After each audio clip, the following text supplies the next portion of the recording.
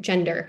So I start my chapter methodologically by trying to argue that gender and digitality have things in common with each other, which make them great partners for how we might do digital theology, in terms of their shared characteristics of hybridity, fluidity, being relational and networked, and also that they both share very promiscuous boundaries when it comes to how we understand nature, humanity, and theology, even when those systems of power are trying to make those boundaries really static to benefit themselves.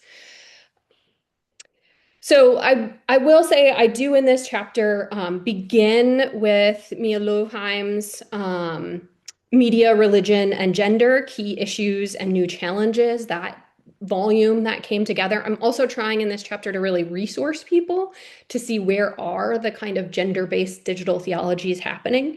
And she notes in the introduction that when we're thinking about gender, we should pay attention, as Kalita was saying, about sort of the epistemic control and structures that happen. We should be thinking about the kind of fundamental logics that often structure how we think about gender. And that, quote, that there are two categories, men and women, which are fundamentally different, and that one of these categories, men, is superior to the other. So she notes that in the work of that volume, there's a history that feminist politics and research have challenged primarily the second of these, the superiority argument, while queer theory and politics have challenged the first, the fact that there are two static categories. Now, that's a little bit of an overgeneralization, but as long as we know that both logics are being challenged, I think it's a good place to start. The major driver for me thinking about this question was actually the fact that in defining digital theology, and I don't think I've ever directly asked like Pete and Jonas and to say like, why did you come up with this metaphor? But they, in that foundational article, say that digital theology, while trying to focus its identity, is perhaps a teenager striving to determine who she will be in the world and how she will differentiate herself from the masses. And I immediately grabbed on to like the gendered quality of that metaphor. What did it mean? What would it look like if we actually allowed digital theology to continue to be this, in my understanding, this kind of like radically gendered teenager who like we just can't quite control, but also has these like kind of historical resonances that make us gasp sometimes, as we might with our own teenagers, like, oh, did they learn that from me? But also like, why will they not listen to me? And also, why are they cooler than me? Like, what would it be like if actually digital theology lived into that? And they're obviously not the first to make a kind of gendered notion about either the way in which technology is developing or even a kind of methodological field, whether it be queer theory in terms of Catherine Bon Stockton's talking about queer subjects growing sideways, or about the cyborg, a girl who's trying to not be a woman, from Donna Haraway. So within that, I do a little bit of defining as kind of the course of how we might think about how gender as embodiedness, as method, and as methodology has functioned in the field.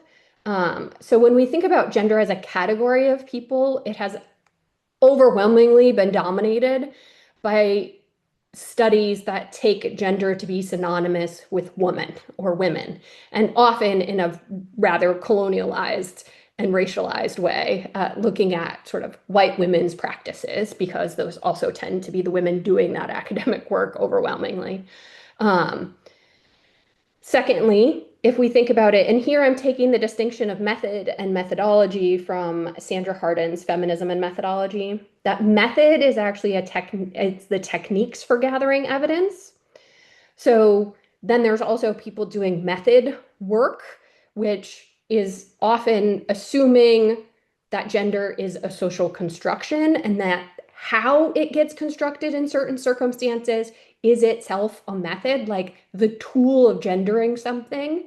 So we start then to look at participatory cultures and co-constitutive effects and design and use.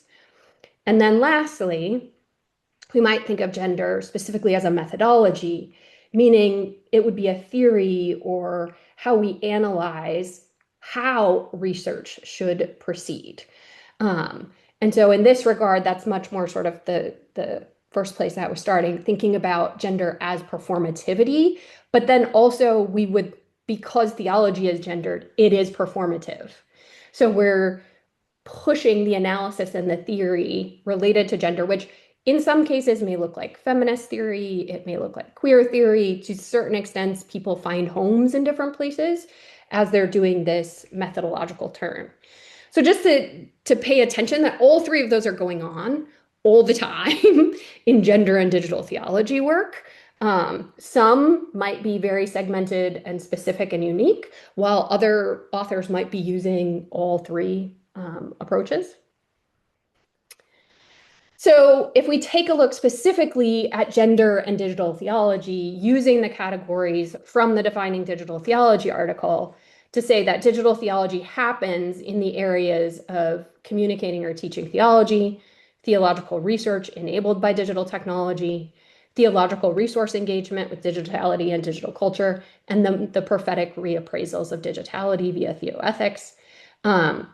We can see throughout the history of digital theology that there have been multiple works done across those four areas. But I chose in the chapter to highlight these two edited volumes, The Feminist Cyber Ethics in Asia and Feminism and Religion, the 21st Century, Technology Dialogue and Expanding Borders, because both of these volumes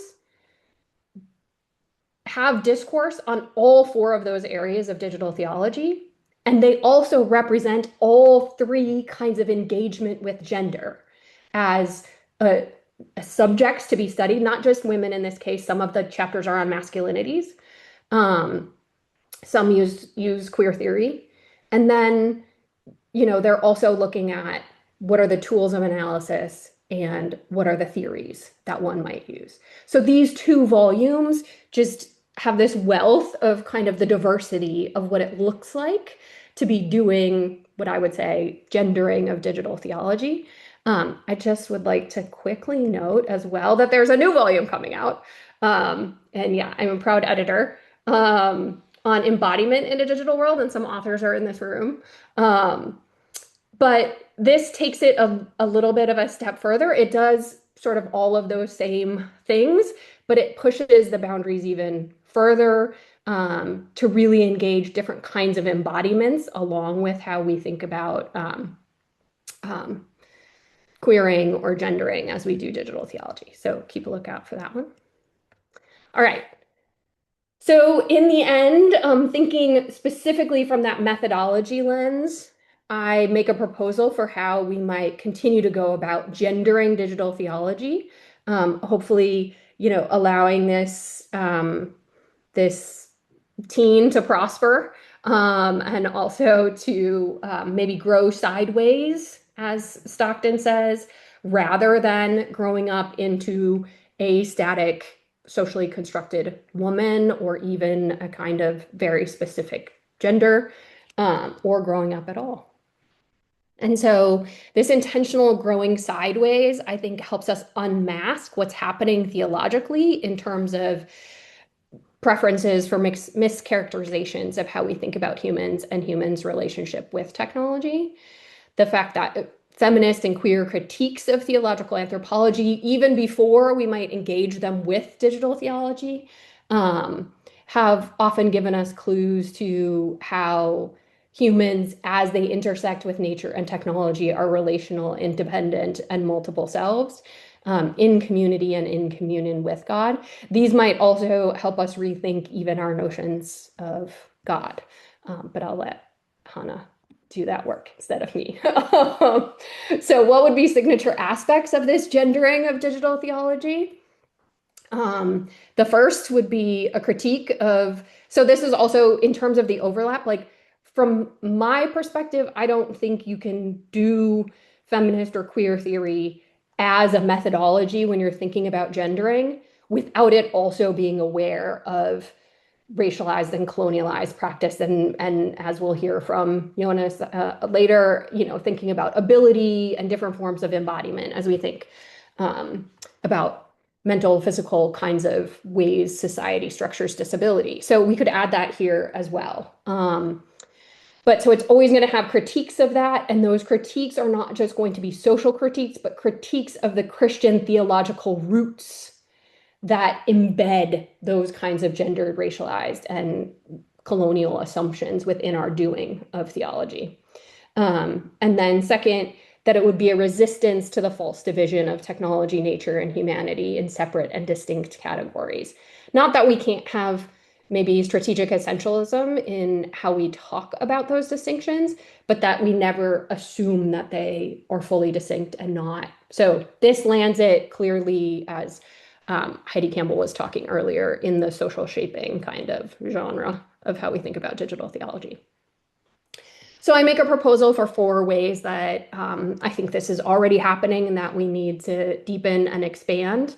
And so if we think about the first, embodiment is not necessarily, as we think about it within gendering and digital theology, bound by the limits of the skin, but rather should be re-theologized in light of digital theologies or digital technologies as an interface, and the brain being understood as a multisensory and located both within the materialism of the body, but also a philosophical kind of abstraction, as historically has been thought about with rationality. Like how does gendering digital theology force us to think anew about those kinds of categories? Second, if we think about the approach of disrupting the primary defining characteristics of the human, which is happening more and more now as we have these conversations about AI, right? Like the fact that the Vatican is going to forefront human being about being vulnerable and creative, as opposed to like its male categorizations of rationality, is like little revolutionary. And I'm not sure they actually understood what they were doing in that quick move. And maybe, in my opinion, it will undo some of the inability to ordain women in the Catholic Church. But we'll see. This is where applying new lenses can totally shift old theological kinds of approaches. But in this category, the idea is to reclaim things like affective knowing or desire as primary areas of investigation related to technology and theology. And throughout the chapter, I give you all the people in the world who are doing this work, many of whom are in this room with us. So please, if I'm not calling out your name directly, know that you're cited in the chapter. Third, hoping that as we use this lens trained in gendering, that we can amplify how we see a performativity that responds to social powers, one of which is religion, that can give us some clues and hints at ways to subvert the kind of oppressive systems that are happening. And I think in Kalita's chapter, I really loved the little bit talking about hidden and active resistances, and the way in which, once we think from this kind of performativity aspect, we can see the ways in which even those that we would say have less power or less voice also engage in disruption. So where do we find that? How do we see it happening? And then fourth, in terms of aspects that take gender, technology, and theology as social forces, all of them, I would argue, probably have to be rewired and redesigned in ways that require creative conjuring of moral imagination. And for these, the sort of most exciting places of development, I think, would be, how might we end up looking elsewhere for sources, or how might we read anew? So like there's many folks who are now combining kind of sci-fi fiction reading with biblical interpretation, for example, that engages a kind of radical breakdown of nature, technology, and theology as we think about it. So that's another example of what we might be doing. So, in thinking about both the conclusion for this talk and for the conclusion of the chapter, the purpose of it is to be invitational. So, what else might we make of kind of this uncanny characterization of digital theology as a teenage girl, both in a chronological and a gendered sense, in relationship to dominant adult male fields of theology and technology as we envision the future of digital theology?